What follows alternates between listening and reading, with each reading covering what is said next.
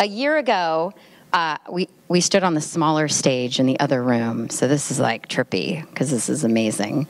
But we talked about unconscious bias, and we talked about maybe there's a lot of reasons why we might think the way that we do about veterans. In the last 100 years, all but 4 movies about war and veterans have featured a 18 to 45-year-old white man as the protagonist with some sort of anger issues. This is what the media tells us about veterans. So there may be some bias in how we think about veterans. There's also a disproportionate number of them that star Tom Cruise, I'm just saying, or Tom Hanks. I don't want to talk about unconscious bias today. I want to talk about the power of storytelling. One of the things we talked about last year is veterans don't have a support problem. There are 40,000 or more registered nonprofits focused on veteran issues. There are 21.5 million veterans, probably around 5 million veterans or post 9/11 veterans. That number is going to grow approximately 200,000 a year for the next 5 years. We do not have a support problem, we have a perception problem.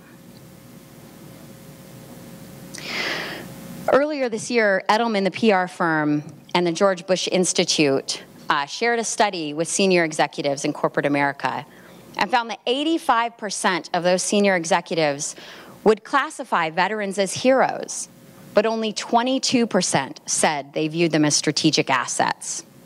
So veterans are heroes, but we're not good hires. In 2014, Got Your Six did a study, and what they found was that Americans believe that veterans are 83% more likely to have a mental illness, 75% more likely to commit suicide, and 60% more likely to be unemployed. None of those statements are true, by the way. I don't have to tell many of you in the room that. In fact, of the 7.7 million people in the United States that suffer and live with and are resilient and have post-traumatic growth and live with post-traumatic stress, 95% of them are not veterans. What was the other one that I talked about? Oh, in 18 to 40-year-olds, the suicide rate among veterans is tragically the same as our civilian counterparts. And veteran unemployment is a whole percentage point better than our civilian counterparts. We do not have a support problem. We do not have a capability problem. We have a perception problem. Now, the great thing about where we are right now is that the science of storytelling is starting to catch up with us.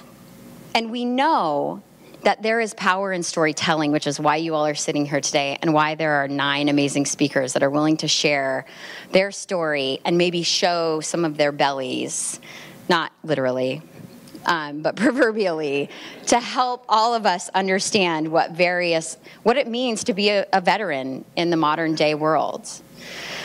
You see, when we share stories, your body creates oxytocin. Oxytocin is scientifically proven to make you more willing to help me when you hear my story. When we share our stories, our body creates dopamine. Dopamine helps us make memories. So when we tell our tales together, not only are you more willing to help me, but you are more willing to remember me, and that is important. So, when we share a story, a character-driven story, I imprint a little bit of myself onto you, and I hope that happens today. I think that's everything. I want to just say this can be a really emotional experience, especially as people are showing some of their, maybe they haven't talked about these things, maybe they didn't realize some of these emotions were occurring or some of these truths were their own until they started sort of creating their stories. So I would ask that you be present. I would ask that you be kind, and I would ask that you be encouraging for our speakers. We have 9 speakers. They range from entrepreneurs to parents to burners to mostly just really, really amazing people. Our goal today is that you leave here with a better understanding of how you all can leverage veterans to improve your community.